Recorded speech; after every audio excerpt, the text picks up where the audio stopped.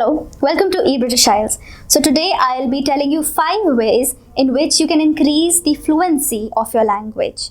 Now this video is very important for the speaking module of your Ielts exam, and this video is for both the academic students and the general training students.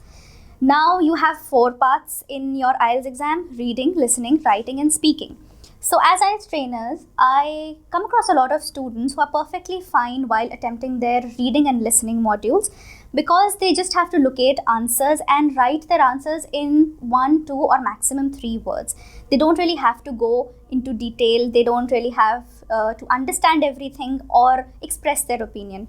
But when it comes to writing and speaking, they have to form sentences. They have to put their thoughts into words and express themselves in a better way. So increasing your fluency in English becomes very essential. Now your goal should be to come as close as the native speaker of English while you're preparing for your IELTS exam. Now the speaking module is the same for general training students and for academic students. It usually lasts for about 11 to 14 minutes, not more than that. And it's divided into 3 parts. The first part is your introduction. Introduction is very important because here you will be able to make a great first impression on the examiner. So introduction is the part where you wholly and solely speak about yourself. The first thing that you do when you enter the examiner's cabin is to greet the examiner, and then you start telling the examiner about yourself. You tell essential information like your name, your age, your education, what you're doing, where do you live, and any other relevant information that the examiner should know. After that comes the cue card. Now cue card is where you will be given a very general topic, something that you must have come across in your daily life sometime, and you will be given 1 minute to prepare for it. After the 1 minute gets over, you have to speak on it for 2 minutes straight. And these topics that you're usually given are very simple. You don't have to have any prior technical knowledge or any kind of professional knowledge. It's very general, very easy, something that you might have come across here and there in your life.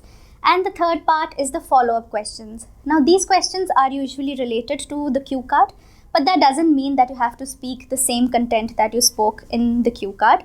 Here you have to express your own opinion and views, and this is about the speaking part. It's a short session. So here it becomes all the more important that the flow of your language, the fluency of English is on point. Now you have 4 basic criteria in which the examiner is going to judge you on. The first is fluency and coherence. The second would be pronunciation. The third is grammar and accuracy. And the fourth is lexical resources, which basically means vocabulary, the choice of words, the kind of words that you're using. So here, fluency and coherence, pronunciation and grammar, all these come in your fluency part. So it becomes all the more important that you practice speaking over and over again. Now, coming to the 5 ways in which you can increase your fluency, the first is to talk to yourself in English. As vague as it sounds, but it's very important. Now, a human being cannot really be thoughtless at any point in their life. A number of thoughts come and go in our mind during the day. So whenever we are preparing something, whenever we are trying to put our thoughts into words, if you look closely, if you pay more attention, you'll notice that you're always thinking in your mother tongue or your native language, because that's the language that you're more comfortable in. So try to think in English so that you don't have to translate your thoughts in English from your mother tongue. Automatically, if you're thinking in English, your words are also going to come out in English and you'll be able to speak in a better way. So the first tip here would be try to talk to yourself in English, try to form your thoughts and opinion in English so that when you're speaking it out, it becomes easier and it sounds more fluent. The second tip here would be to record yourself. Now this is also an amazing tip. Recording yourself is very easy these days. We live in the 21st century. Everybody has an access to a smartphone or a laptop. You just need anything that can record your voice. Now recording is a very nice way to improve your English because you can always go back to it and listen to it and try to analyze your mistake. I would highly recommend you to listen to the recording twice. When you're listening to it for the first time, try to analyze the general content that you're speaking on. If the points you are making are relevant enough, if you are deviating from the topic. And while you're listening your recording for the second time, try to analyze the little nuances. If your pronunciation is correct, if your articles, prepositions, your grammar is accurate.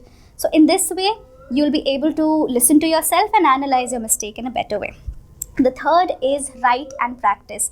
Now, this is a great way for beginners. If you've just started to work on your English, this is an amazing step, because a lot of students come to me and say that we are very comfortable while writing, because it gives them a lot of time to analyze their mistakes. They can erase it, they can write it again. So they have a lot of time to point out where they're going wrong and improve it.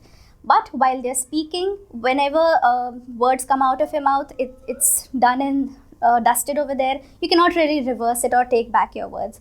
So a great way would be to pick up any cue card topic, write it down correctly, and then try to read it out aloud.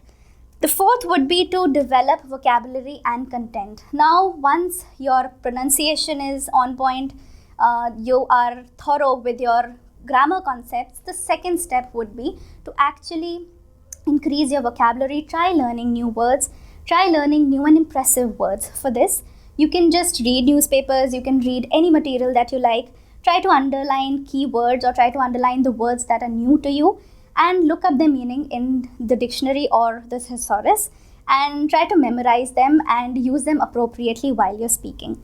The fifth and the last point is very important, but it is often neglected.